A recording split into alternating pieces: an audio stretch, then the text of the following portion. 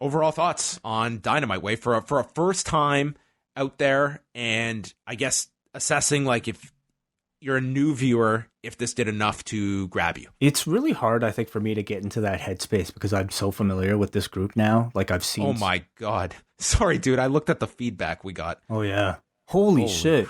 dude, this is the most feedback I think we've ever gotten for Oh a my show. God. And there's no way we're getting through all this. Yeah, sorry, but okay. Yeah, I mean, it's hard for me to get into that headspace as a brand new fan who doesn't know these guys, but like, I feel like the show conveyed that it was a big deal. You know, from the presentation, which was I thought top notch, great looking set as we've seen before, Which quality. sometimes that's the biggest thing, is just feeling like Yeah. you're major league. And they Yep. certainly hit that, which was important. Quality production, like, no camera mistakes as far as I could tell this time. Excellent sound. Like they captured this audience really well and it sounded big the entire time. There's nothing here in terms of, production that I feel reinvented the wheel, but I thought it was very much up to a modern national TV standard. And I feel like that was like indicative of the overall show. There's really nothing here that reinvents the wheel of what a wrestling show is. If anything, I feel like this was an attempt to simplify the way that we see professional wrestling. No backstage segments, strictly in-ring action. Nothing convoluted about why these people hate each other. They just simply, they're either friends or they're brothers, and you're attacking my friend, or you're attacking my brother, and therefore I'm going to attack you. Or they're going for championships. So I think it was a real attempt to simplify things, and I feel like that was well conveyed on this first show.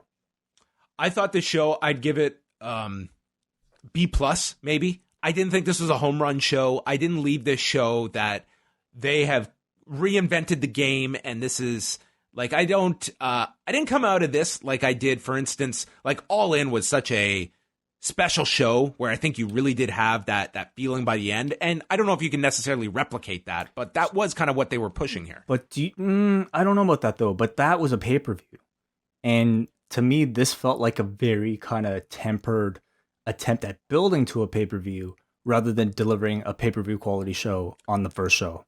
Well, I'm not even saying necessarily like the wrestling, but you want to leave the impression with people that it is like a 2-hour presentation where you are explaining why you are different. And I think like all these like things were in some way, these things all did get across. I mean, there were, I had my complaints on the show. I thought it was not like, I don't know. I don't know if everyone watching this show,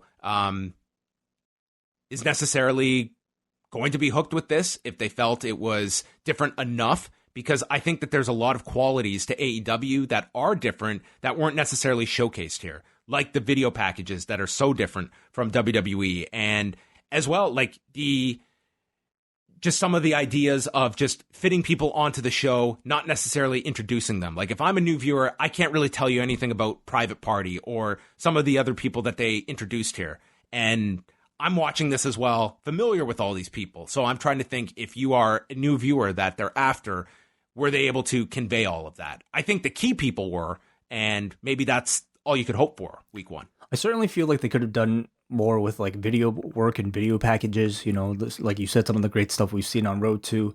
But I wonder if any of that was perhaps cut for time.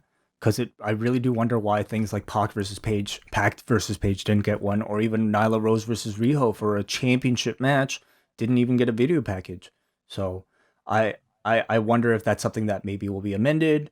Perhaps it was a timing thing. I'm not really sure, but I will say I think this was a show. Whereas I feel like that the NXT show that probably took place that was booked on tonight felt like it was a very reactionary show done to like make sure nobody watches this one.